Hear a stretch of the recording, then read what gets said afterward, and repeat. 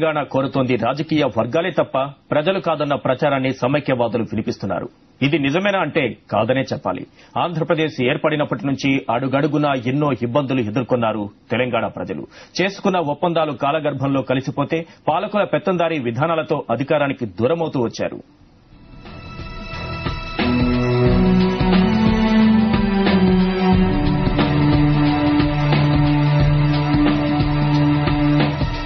ఆంధ్రప్రదేశ్ రాష్ట్రం 2 ప్రాంతాలు మనస్ఫూర్తిగా అంగీకరించడంతో ఏర్పాటు కాలేదు. తెలుగువారంతా ఒక్క రాష్ట్రంగా ఏర్పడాలని తెలంగాణ ప్రజలు ఎప్పుడూ కోరుకోలేదు. ఇలా కోరుకున్నదంతా ఆంధ్ర సీమ ప్రాంతాల వారే. వారికి ఇక్కడ నాయకగణం మద్దతు పలకడంతో 2 రాష్ట్రాలుగా ఉండాల్సిన తెలుగు నేల ఒక్కటిగా ఏకమయ్యింది. కానీ స్వాతంత్ర్యం వచ్చిన తర్వాత దేశంలో భాషా ప్రయుక్త రాష్ట్రాలుగా ఏర్పాటు చేయడానికి అప్పటి ప్రధాని జవహర్లాల్ నెహ్రూ ఏర్పాటు చేసిన మొదటి స్టేట్ రీ ఆర్గనైజేషన్ కమిటీ ఆంధ్ర, హైదరాబాద్లు కలిసి ఒకే రాష్ట్రంగా ఏర్పడటానికి అంగీకరించలేదు. 1961 జనరల్ ఎలక్షన్స్ లో వచ్చే ఫలితాలను బట్టి నిర్ణయం తీసుకోవాలని కేంద్ర ప్రభుత్వానికి ఈ ఫజల్ అలీ కమిషన్ సూచించింది. నాయకుల ఉత్సాహం ముందు కమిషన్ సిఫార్సులు ఆవిరైపోయాయి. 1956 నవంబర్ 1న ఆంధ్ర, హైదరాబాద్ రాష్ట్రాలు కలిసి ఆంధ్రప్రదేశ్ అవతరించింది. అయితే ఆంధ్రాతో పోల్చితే తెలంగాణ ప్రాంతం అభివృద్ధిలో వెనకబడి ఉండడంతో ఓ ప్రత్యేక ఒప్పందాన్ని చేసుకున్నారు. అదే పెద్ద మనుషుల ఒప్పందం. తెలంగాణ ప్రాంతాన్ని అభివృద్ధి చేయడం కోసం ఎన్నో రూల్స్ ఇందులో పొందుపరిచారు. కానీ అమలు చేయడం మర్చిపోయారు.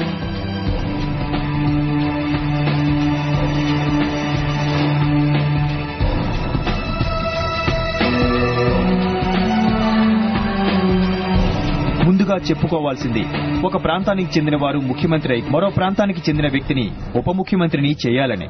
కానీ ఈ నిబంధన అమలయ్యింది అతి తక్కువ కాలం మాత్రమే. ఈ 53 సంవత్సరాల కాలంలో 15 మంది రాష్ట్రానికి ముఖ్యమంత్రులైతే ఇందులో 3 మాత్రమే తెలంగాణ ప్రాంతానికి చెందినవారు. ఈ 3 కలిసి సరిగ్గా 7 ఏళ్ల పాటు పాలించిందీ లేదు. రాష్ట్రంలోని కీలక పదవి ఇలా ఆంధ్ర సీమ నేతలకే పరిమితమైంది. సమైక్య రాష్ట్రం కోసం రాజధానిని త్యాగం చేశామని సీమవాసులు గర్వంగా చెప్పుకోవచ్చు. కానీ ముఖ్యమంత్రి పదవినే తెలంగాణ వదులుకోవాల్సి వచ్చింది. ఈ ఇండియన్ కాంట్రాక్ట్ యాక్ట్ ప్రకారము ఒప్పందంలో ఏ ఒక్క షరతును ఉల్లంఘించినా కూడా ఆ ఒప్పందం చెల్లదు. కాబట్టి మీ పెద్ద మనుషుల ఒప్పందం ఎప్పుడైతే అమలుకి రాలేదో, ఏ ఒక్క షరతును కూడా అందులో అమలు చేయలేదో, అన్ని ఉల్లంఘనకు గురైనాయో ఆ ఒప్పందం చెల్లదు. ఒప్పందం చెల్లనప్పుడు ఆ ఒప్పందం ప్రాతిపదికగా ఏర్పడ్డ ఈ రాష్ట్రం కూడా విడిపోక తప్పదు. న్యాయంగా చూసినా తెలంగాణ ప్రజల పక్షాన్నే ఉంది, కాంట్రాక్టులు ఒప్పందాలు చూసినా తెలంగాణ ప్రజల పక్షాన్నే ఉంది. జరిగిన అన్యాయాల అవమానాలు కూడా తెలంగాణ ప్రజల పక్షాన్ని తీర్పు కోరుతున్నాయి. ఉదాహరణకు ఇవాళ వెనుకబాటుతనం అభివృద్ధి అనే సమస్యను ముందుకు తీసుకొచ్చాడు రాజశేఖర రెడ్డి. తెలంగాణ సమస్య వెనుకబాటు సమస్య కాదు, అభివృద్ధి సమస్య కాదు. తెలంగాణ సమస్య ఆత్మగౌరవ పరిరక్షణ సమస్య. తెలంగాణ సమస్య వనరుల దోపిడీకి గురైన సమస్య. తెలంగాణ సమస్య హామీలను ఉల్లంఘించిన సమస్య. అంతేకాదు, తెలంగాణ ప్రాంతం కోసం బడ్జెట్ ను ప్రత్యేకంగా రూపొందించాలని, రాష్ట్రానికి అయ్యే వ్యయాన్ని ఆంధ్ర, తెలంగాణ ప్రాంతాల మధ్య సమానంగా పంచాలని, ఏ ప్రాంతం నిధులు ఆ ప్రాంతానికే ఖర్చు పెట్టాలని మరికొన్ని నిబంధనలు ఈ పెద్ద మనుషుల ఒప్పందంలో ఉన్నాయి. కానీ ఇవి కూడా అమలుకు నోచుకోలేదు. తెలంగాణకు ప్రత్యేకంగా తెలంగాణ ఆదాయాలను, వ్యయాలను విడివిడిగా చూపించేవాళ్ళు. ఈ 6 సూత్రాల పథకం వల్ల విడిగా చూపించవలసినటువంటి ఆనవాయితీ అనేది రద్దయిపోయింది.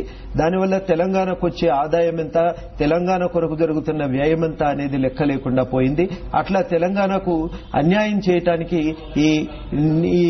ఈ ప్రత్యేక ఆదాయ వ్యయాలను విడిగా చూపించాలన్న నియమం రద్దు కావడంతో తెలంగాణకు చాలా అన్యాయం జరిగింది. కనుక 6 సూత్రాల పథకం వల్ల తెలంగాణ కొరిగింది ఏమీ లేదు. తెలంగాణ ప్రాంతం నుంచి ఎన్నికైన ప్రజా ప్రతినిధులతో కలిసి ఓ రీజనల్ కమిటీ ఏర్పాటు చేయాలనేది కూడా ఒప్పందంలో భాగం. తెలంగాణ ప్రాంతంలో సమస్యలపై ఈ కమిటీ ప్రభుత్వానికి సిఫార్సులు చేస్తుంది. వాటిని కేబినెట్ ఆమోదించాలి. ఏదైనా వివాదం ఉంటే గవర్నర్ కు నివేదించాలి. తుది నిర్ణయాన్ని ఆయనే తీసుకుంటారు. ఈ పద్ధతి ఎక్కువ కాలం కొనసాగలేదు. ఇలా ఏ రకంగా చూసినా పెద్ద మనుషుల ఒప్పందంతో తెలంగాణకు ఒరిగిందేమీ లేదు. వెనుకబడతనం అన్ని మండలాల్లో ఉంది కాబట్టి తెలంగాణలో కూడా ఉంది అని ఇట్లా దీన్ని పక్కదారి పట్టించే మాటలు ఆంధ్ర నాయకులు ఇవాళ మాట్లాడుతున్నారు. బట్ తెలంగాణ ప్రజలు కోరుతున్నది ఏంటంటే మాకు ఆత్మగౌరవం ఉంది, మమ్మల్ని మేము పరిపాలించుకోగలుగుతాం, స్వయం పాలన కావాలి, మాకు మా వనరులు మాకు ఉపయోగపడాలి, మా భూమి మాకు కావాలి, మా నీళ్లు మాకు కావాలి. ఇవన్నీ మీరు పెద్ద మనుషుల ఒప్పందంలో హామీలు ఇచ్చి ఏది కూడా మీరు అమలు జరపలేదు. ఆనాడు పెద్ద మనుషుల ఒప్పందాన్ని ఉల్లంఘించారు. తర్వాత వచ్చిన రీజనల్ కమిటీలు రద్దు చేశారు, రీజనల్ బోర్డులు రద్దు చేశారు, 6 పాయింట్ ఫార్ములాను రద్దు చేశారు, దాన్ని అమల్లో లేకుండా చేశారు, ప్రెసిడెన్షియల్ ఆర్డర్ ను తుంగలో దొక్కారు, సుప్రీంకోర్టు ఇచ్చిన తీర్పులను తుంగలో దొక్కారు, 610 జియోను అమలు జరపలేదు, మీరు ఇచ్చిన ఏ హామీలు కూడా అమలు జరపలేదు. ఇంత ఉద్యమం నడుస్తుంటే జేఎన్టీయూలో రిక్రూట్మెంట్లు చేస్తారు, ఒక్కరిని కూడా తెలంగాణని ఇంటర్వ్యూకి సెలెక్ట్ చేయరు. ఇవాళ పోయి ఆపడం జరిగింది. అంటే ఈ రకంగా ప్రతిరోజు అవమానాలకు గురవుతూ, అన్యాయాలకు గురవుతూ, మా వనరులు అన్ని ఉండి కూడా ఏమీ లేని వాళ్ళమైనా తెలంగాణ ప్రజలు. ఇన్ని అవమానాలు మేము ఎందుకు భరించాలి? మాకు చేతనైతే మమ్మల్ని మేము పరిపాలించుకోగలుగుతాం. ఇవాళ మేము తెలంగాణ కోసము 1000 కారణాలు చూపెడతాం ఎందుకు తెలంగాణ కావాలని. 1969లో తెలంగాణ ఉద్యమం తర్వాత అమలు చేస్తామన్న 6 సూత్రాల పథకం కూడా తెలంగాణలో మార్పులను తీసుకురాలేదు. ఒక్క సెంట్రల్ యూనివర్సిటీ హైదరాబాద్ లో ఏర్పడిన దీనివల్ల ఇక్కడి ప్రాంతానికి జరిగిన మేలు ఇతర ప్రాంతాలతో పోల్చితే ఎక్కువేమీ కాదు. తెలంగాణ విద్యార్థుల కన్నా ఆంధ్ర విద్యార్థులకే ఇందులో సీట్లు ఎక్కువగా దక్కుతున్నాయి. హైదరాబాద్ ను అభివృద్ధి చేయడానికి చర్యలు తీసుకుంటామన్నారు. ఈ ప్రాంత వాసులకు విద్యావకాశాలను పెంపొందించడానికి సెంట్రల్ యూనివర్సిటీ పెడతామన్నారు. కానీ ఆ తర్వాత జరిగిన హైదరాబాద్ అభివృద్ధి అనేటువంటిది బయట నుంచి వచ్చిన వలస పాలకులు ఉపయోగించుకోగలిగారు తప్ప అది తెలంగాణ ప్రజలకు ఉపయోగపడలేకపోయింది. అదేవిధంగా సెంట్రల్ యూనివర్సిటీ కూడా తెలంగాణ ప్రాంతంలో విద్యావకాశాలను పెంచడానికి ఏ రకంగా కూడా అది తోడ్పడలేకపోయింది. ఉద్యోగాల్లోనూ స్థానికులకే ప్రాధాన్యం ఇవ్వాలన్న నిబంధనను కూడా ఈ పాలకులు తొంగలో తొక్కారు.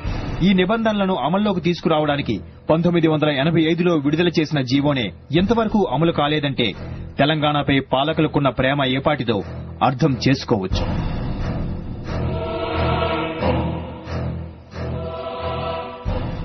ఈ స్పెషల్లో ఇప్పుడు షార్ట్ బ్రేక్.